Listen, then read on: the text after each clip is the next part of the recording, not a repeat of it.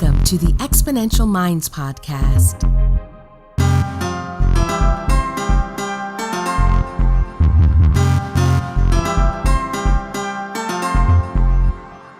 The research, development, launch, and growth of new technologies is creating incredible momentum in the modern world. Join Futurist Nikolas Badminton as he talks with the innovators and the exponential minds that are tackling some of the biggest problems and creating solutions that are propelling humanity to the next level.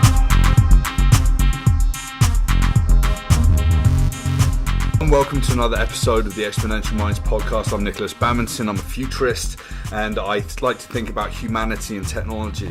In this episode, I'm chatting to Dré Labre, who's a friend and a co-organizer of Dark Futures Toronto, amongst a number of other things. Hi, Dré. How are you? I'm doing well. I'm good. Thanks for having me. So you've got a really interesting background. Can you just tell us what you've been up to for the last few years and what sort of led you into this world of futurism? Recently, I started a company called TBD Company, and I formalized this futurism practice. What I do is I help organizations imagine possible futures so they can make better decisions today. And I use a technique called strategic science fiction, or something I call strategic science fiction. Before that, I worked in advertising for 20 years. And in advertising, I worked as a creative director. And I did a lot of campaigns, and I worked with a lot of big brands. But one of the key things that I brought to the table was technology-inspired campaigns and installations. And the way that I would achieve this was to think about how things might happen in the future. And I saw an opportunity to get out of advertising and focus specifically on futurism, because rather than being constrained to coming up with ideas within campaigns, I would rather just come up with ideas that affect larger, higher level business strategy. So I went from advertising, lots of business knowledge, lots of creative knowledge, and now I'm doing futurism, but more of an applied futurism where I really strive to build prototypes.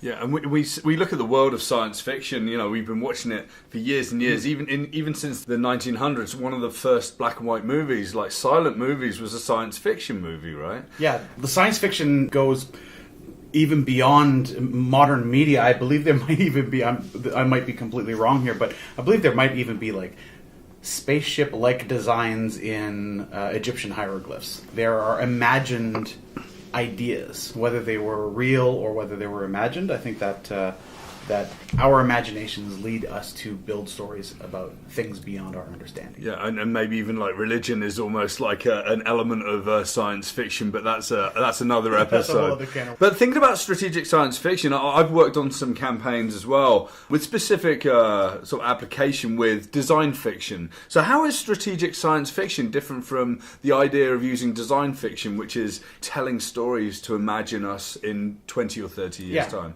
There's definitely a lot of overlap, and to tell you the truth, I don't know what the specific nuances might actually be to a certain degree, because strategic science fiction is something that I've been doing for a number of years before I even discovered that there's an entire world of futurism from an academic level, from a practical level. So design fiction is something that I discovered in my research after I'd even started applying what I was calling strategic science fiction. But I would say that strategic science fiction definitely shares a lot with design fiction. It shares a lot with design thinking. It shares some traits of experiential futures that you might see in strategic foresight.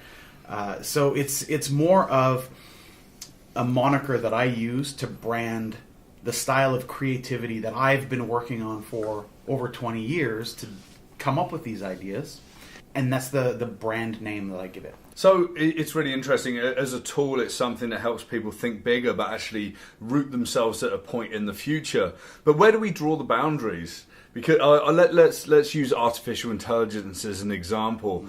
People seem to think that Skynet's going to come online, it's going to be sentient, they're going to turn the machines on us, and suddenly this dystopian future is going to happen. That's not necessarily like the truth of what is going to happen. That's very much in the realm of science fiction. A more strategic view of it will be, artificial intelligence working with humans to have a better world, better medical system, transportation systems, businesses where people don't have to do the drudge work and whatever. And that would be something more strategically based in your approach as well. So, I mean, how do we start by engaging clients and thinking and in convincing them this process is good and not just going to end up with a bunch of stories that they're never ever going to achieve? Well, I think of when I talk to clients about this, I often say that the future belongs to those who imagine it. And there's a wonderful illustration of Shanghai from 1990 and 2010. And in 1990 it looks like a remote fishing village, and by 2010 it looks like Blade Runner. And what I impress upon people is that in 1990, when it still looked like a remote fishing village, there were people with a vision that had an idea of what it needed to look like. It takes a lot of planning and it takes a lot of time. I truly believe that if you create the vision and think about the future, you are more prepared to encounter any, let's say, black swan events. Having a vision is such an important thing to formalize that a lot of companies and a lot of organizations are too busy thinking about the next quarter or two, not realizing that something may happen in the future, and that by default we tend to think in the future is always going to be progressively better, incrementally better, not realizing that there are transformational things that may happen. There are disciplined and negative things that will happen in the future that we need to be prepared for. You just mentioned black swan. Can you just expand on that idea? Well, there's things that may happen. A black swan event could be a transformational event, something that enters your economic reality that changes your business. Uber would be a good example of that. It's just another word for disruption. Stealing your market share. Stealing the market share and really thinking about the constant reinvention. If we look at Facebook and Uber and Google and even Apple and some of these other people, they're already thinking 5 to 6 years into the future anyway. So, I mean, how can normal business start to use these? How can, say, a retail company, which is a very sort of slim margin business, go up against the power of Amazon and just bought Whole Foods and the Amazon Go store, and they're living in the future today, but how can they use sort of strategic science fiction to look at their world in a different way? A good way to look at it is imagine who these people are going to be in the future. If you really care about your consumers, if your customers, the people who use your products and your services, what are they going to look like in the future? And if you can establish that long-term target, and you know that you create an idea of what tomorrow looks like, the only unknown is how do you navigate yourself to that? And the way that retail can do this is to just imagine realistically and strategically, how are people going to behave in the future when you're buying groceries? And we know that the future is going to look a lot like today. The same way that today looks a lot like the past. You might live in a house that was built in the 1950s. We're not living in the year 2017 Back to the Future reality that was done there. But there were some prototypes in there, the ideas in the story that look very close to what is happening today. I think in Back to the Future, I mean, people were communicating with fax machines, not necessarily true, but they had a version of video telephony, which is very much like Skype. The idea that you can use pills that turn into pizzas and hoverboards, not necessarily there. But look at the kids riding around on these wheeled vehicles. They're not hovering, but it's pretty close to where it is, right? Back then there was the hoverboard that they had, which was likely outside of the realm of possibility due to the defying of gravity. But aside from that, it inspired. I would say that was a prototype that inspired what we call the hoverboard, which was evolution of the Segway.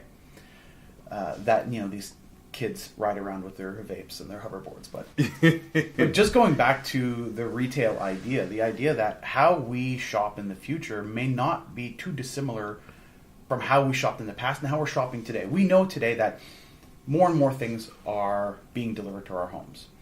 And when you start to look at what friction exists in the shopping experience today, having to lug around a bulky package of toilet paper or to carry a heavy case of soda. That's friction in the shopping world. Having to push around a giant shopping cart is friction.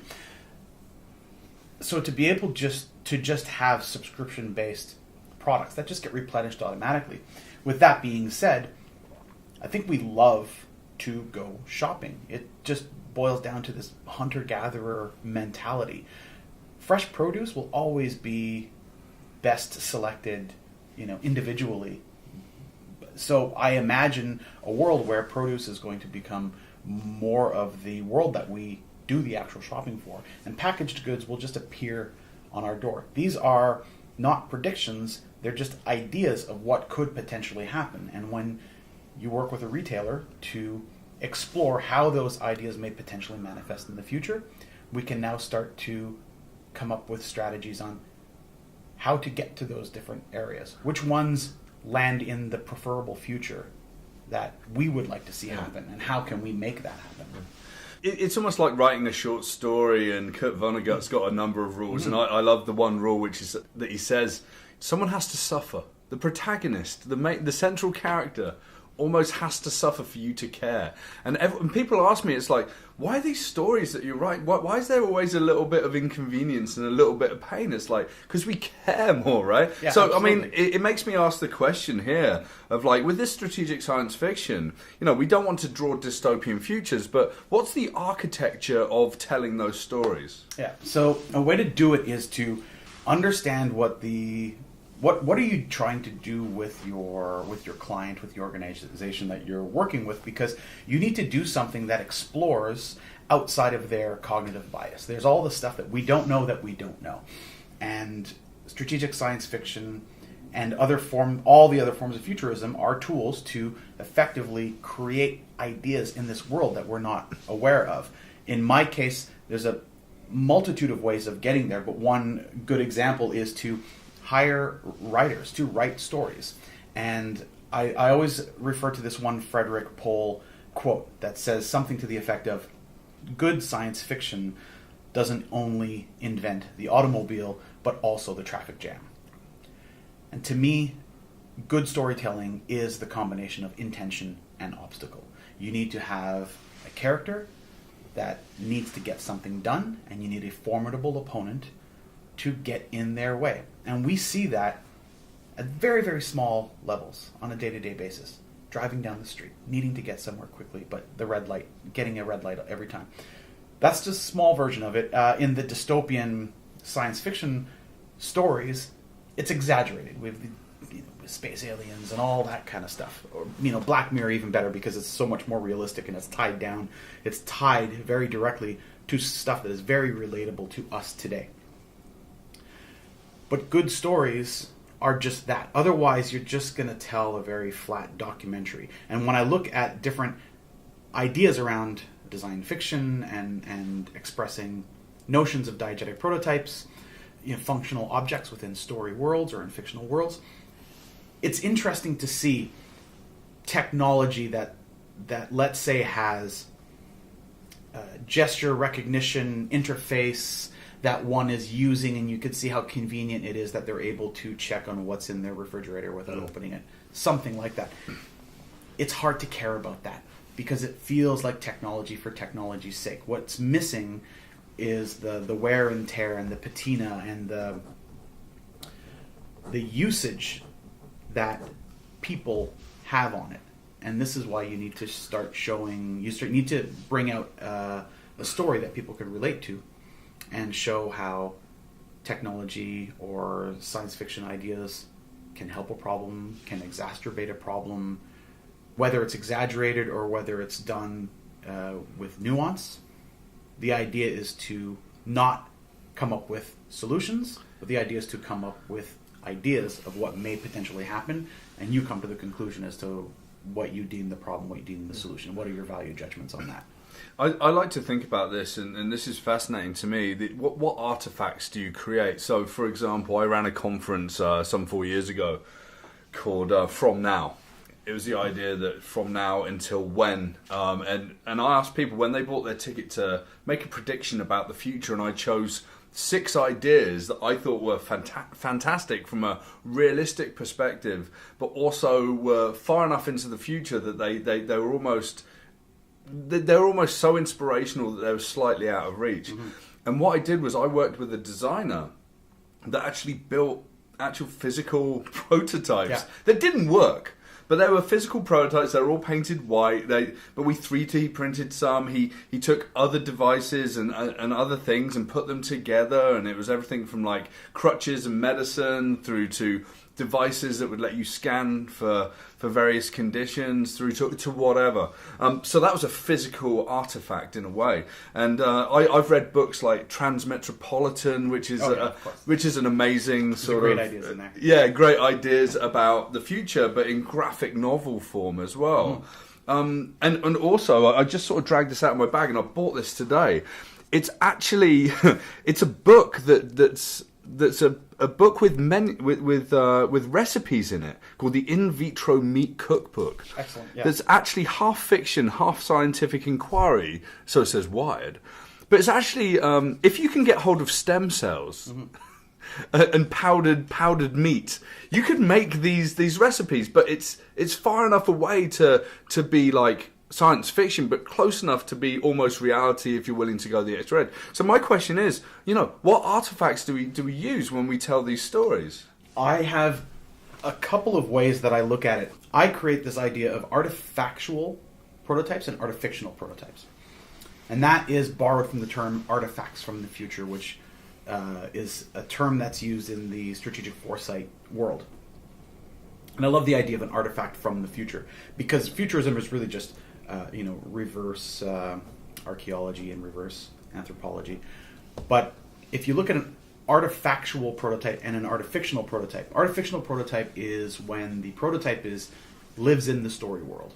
It's an idea within a story that can be interacted with by characters, and then you can pressure test that. And in a commercial sense, it's a low risk way of prototyping an idea. And it's fairly low cost because it really involves writers and exploring things from different angles. It's a very useful tool, and it's a good way to strategically give strategic direction to writers. When I do artifactual prototyping, that's when you have enough technology today to fake it. And that's something that I did a lot of in the advertising world. One of my favorite ones is an oil spill binoculars that I did for a group called the Dogwood Initiative in Vancouver.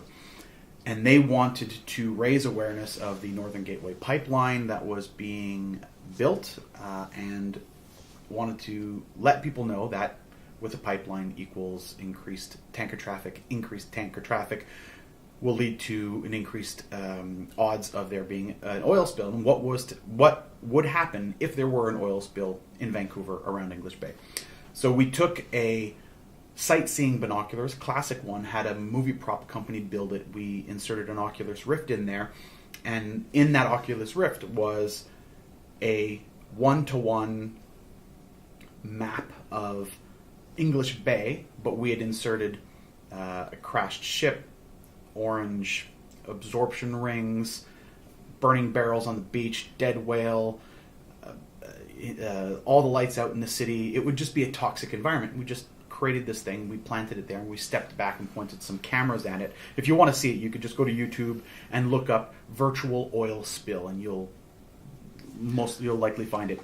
I remember using it actually at the time because I was also working in advertising. This is super. It was the earlier days of like VR, Oculus Rift, and whatever, and it was like, this is fascinating as an application. It's not perfect, but I don't think that these need to be perfect applications. They don't need to be perfect. Well, the great thing about that one was that it was a cross between an artifactual prototype and an artificial prototype. It was factual in the sense that it was a physical, tangible thing that you could walk up to and have an intervention with, but it lived in this digital story world. And it provoked a lot of meaningful conversation. It got the mayor out to talk about the issue. We also positioned it close to civic election time, so it really prompted a lot of people to come and check it out. And we got a lot of news, and it lived for the day. and it was gone, but the way we merchandise it afterward, online, through social media, through YouTube and so on and so forth, it was able to do a lot more beyond what it could do in just the day. Yeah, and it's using futurism for activism, and that's something that I'm hugely behind as well. So, I mean, looking at this world and thinking about strategic science fiction, and we've got lots of insights, are there some examples out there that you think that's either been like TV series or specific films or whatever, do you think are really good examples of where the writers have really grounded themselves in an approach where it seems very real and close, and it sort of causes that visceral human reaction that we have to those? Mm-hmm. Yeah, I'm a science fiction fan. Yeah. I love hard science fiction, so I always pay attention to the reality of it. I'm not a fan of I don't like the fantasy type of science fiction, like Dune or Star Wars and things like that. Not as much. Yeah. I still enjoy them, Sure. but to me they bring back more childhood nostalgia of escapism. Whereas when I watch something like Black Mirror, I am not only entertained, but I really critically think about the ideas that are in there. And when I think of other shows that I've seen that I really enjoyed that did that for me were, I would say, the movie Her with Joaquin Phoenix. Really great example of, our addiction to social media plus artificial intelligence. That idea was really, really interesting. The Expanse is interesting. I like The Expanse. There's a genre of, The Expanse, Westworld, Firefly. These are all science fiction series or shows that are rooted in something concrete and real. They're no aliens, but there are the evolution of human and so on. But I do take I look at other forms of futurism, concept cars that automobile companies do. Great, it's a way of practicing it at a corporate level.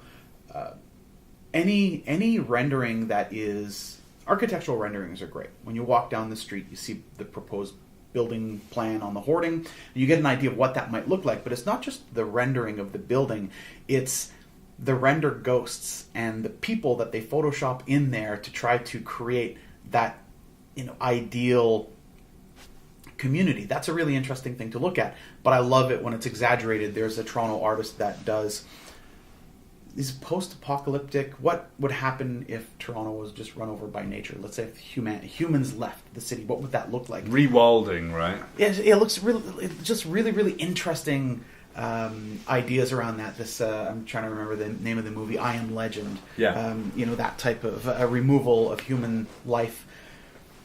But the other day I saw something that I thought was really neat, and there are also very playful exercises that can provoke meaningful conversation. In Toronto, we have very few subway lines.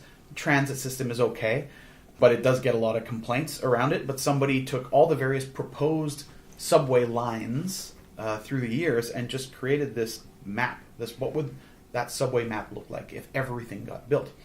And I saw that, and it was awesome. It just looked like this place could look like Hong Kong if it had all these lines, and that provoked a whole interesting debate on Reddit. People commented it on Twitter when I reposted it there, and reposted it on LinkedIn.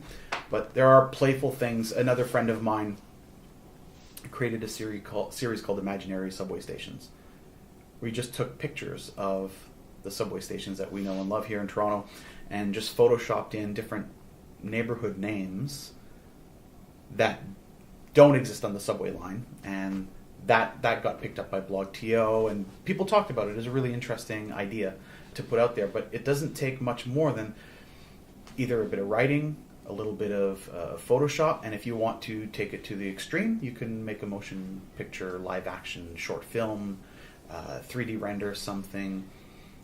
The tools for design fiction and strategic science fiction are wide and many. Yeah. And it's interesting, like the volume of science fiction over time in the film world has been, it's just been gaining momentum. It's trending. Yeah, it's trending right now. It is trending, but the exponential growth of science fiction. because I do think that we are at an incredible time where more things have changed in the past 20 years than did in the previous 200. We've got weird little genres of like steampunk and then cyberpunk, and then we've got people like William Gibson that determined what cyberspace was, but he wasn't really a user of the internet. You know, it's kind of incredible that we see these people. I mean, who are the people out in the world do you think we should be looking to over and above yourself? For some examples, I mean, one person that I look to, in addition to William Gibson, is Bruce Sterling. I think that he's very much talking about art and technology and science fiction, and he was one of the cyberpunk authors out there. But who else could we sort of go away and sort of look up online, or sort of take a look at some of the films or some of the books that they've written? Yeah, well, Bruce Sterling is great. I would catch him at South by Southwest every time I would go, because he would do the closing remarks, and love his writing. So yeah, definitely Bruce Sterling, Neil Stephenson. There are many science fiction authors out there that do amazing work that way. Neil Stephenson's now the chief, like one of the at Magic Leap, I believe. He's at Magic Leap. Yeah. I don't know if he's Chief Dreamer or something like that. Chief Futurist, I think. Imagineer. And Snow Crash and VR and those whole things. You know, they brought him in, and they're almost turning his science fiction into science fact, right? Yeah, and his brain goes to the places where, if you take... Before I jump into some more recommendations, there's the interplay between storytellers and technologists. That is typically they share a vision of the future that most people don't take into consideration. You have technologists who develop the technology that can see where it could potentially go. We have storytellers who are inspired by the technology. The technologies are also inspired by the storytellers. People see the communicator on Star Trek, want to make a cell phone out of it 20 years later.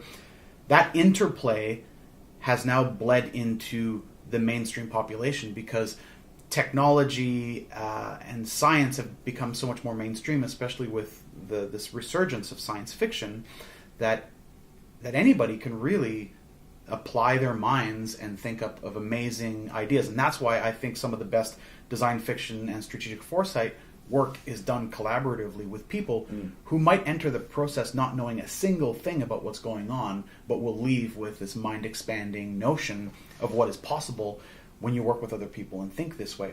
But other things to look into, there's a book called Speculative Everything by Dunn and Raby. They're a speculative fiction group it's really smart, interesting, thought-provoking ideas around futurism.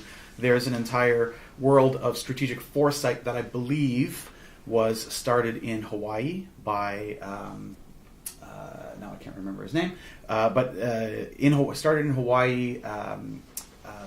I've met Stuart Candy, who was a professor of strategic foresight. He did some time here in Toronto at OCAD. He's now at Carnegie Mellon. Him and Jim Dunnigan, I believe is his name. They've done amazing work in the world of academia. They have a game called The Thing from the Future, which is a wonderful tool for prompting ideas. I think it's looking into academia and foresight, looking into the world of academia, the world of science fiction, and the world of art. Those three areas are rich with a lot of ideas for the future. Yeah. And it seems like there seems to be a trend of not only conferences, as I'm finding, hiring futurists to come in to do a lot of their keynotes where they normally wouldn't. They'd just go to their own industry, or motivational speakers, all the way down through to people actually hiring futurists that are independent futurists that have been trained at OCAD and other places around the world to help them as part of their teams, and foresight functions coming in as a norm within strategic functions of organizations, right? That is trending in the world. You can see so many conferences that are the future of this and the future of that, the future of work, and which now makes me think of the multitude of podcasts that I subscribe to that are all futurism-based podcasts. Yeah. And there are a few that are the mandatory listens when they come out. Flash Forward, fantastic podcast with some wonderful storytelling and excellent dissection that happens afterward. But there's so many branded podcasts now about the future. I believe the Wall Street Journal has one called The Future of Everything. And it's a wonderful little series. McKinsey has one. Yeah. I think Monocle does some. One of my favorite authors, Douglas Rushkoff, does Team Human, which is incredible. And I remember reading Siberia, which almost read like a science fiction novel back in the day about kids doing smart drugs and DMT and virtual reality, Jaron Lanier and all these people. And no, it's real. And it's almost like in the world that the strategic science fiction exists in pockets. And I try and speak to the counterculture a lot more than most people. How does the counterculture and normal culture feed into your process? I look at I believe that the counterculture or the fringe or the edge. I believe in the idea of everything has this. Every action has an equal and opposite reaction.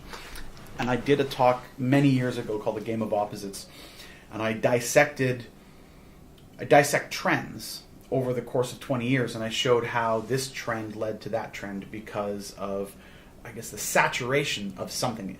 For music, for instance, it would be when electronic type of music trends, typically in the mainstream, something that is opposite of that will end up trending, whether it's music that is not electronic or acoustic, or maybe something that incorporates more vocals. And it just kind of flip-flops back and forth like that. I feel that when you observe these things, Amy Webb wrote The Signals Are Talking. Fantastic idea, fantastic book, great ideas in there, great methodology. And part of the idea is that what becomes popular often starts out somewhere on the fringe. Right. And that's what you need to look for, is look for the fringe. And sometimes the fringe is counterculture, because there is evolution and revolution, and some things will evolve and some things will turn on a dime. And for me right now, my background has primarily been working with companies and organizations and corporations in a commercial capacity. So that's where my network lies, and that's the work that I'm doing. But the more I expose myself to a greater variety of people and organizations, I can bring these skills to. Well, I've worked on a lot of nonprofits, like the No Tankers VR piece. But I think that it's important that everyone is practicing futurism, and you could append something futurism to anything, any subculture, any fringe, any mainstream piece. You can just append a word, futurism, and that can be your niche. There's medical futurism, there's Afrofuturism, there's retail futurism. You can get very, very specific with it, and to me, it's just about the depth of thought that you put into your analysis and your ideas. So we live in a world of evolution, we live in a world of revolution. And that world, we can look at these artifacts and these artifictional scenarios, but we can use strategic science fiction, like you've been talking about, to help us look to the future and imagine, what if the world was different? And what if we acted in different ways? And what if that technology was part of our lives? I'd just like to say thanks very much to you, Dré, for being on the podcast. I'm sure we're going to do many more of these interviews going ahead in the future. And yeah, where can we find out more information about you online? My contact information is available at tbd.company, a website I'm sure will happen in the near future, but right now it's in the future because I'm too busy doing other things. You're too busy inventing the future to build what we need today. We can say the cobbler's kids always wear the worst shoes. I would say the futurist's website always lives in the future. I don't know what. I don't know. My website looks awesome, but I get attacked by hackers and all sorts of people. So hey, maybe the future is nothing but like a homepage with an email address on it. Anyway, for me, Dré Labre, founder of TBD Company, person that understands how futures can change companies' destinies. Thanks very much for being on the podcast. Thanks for having me.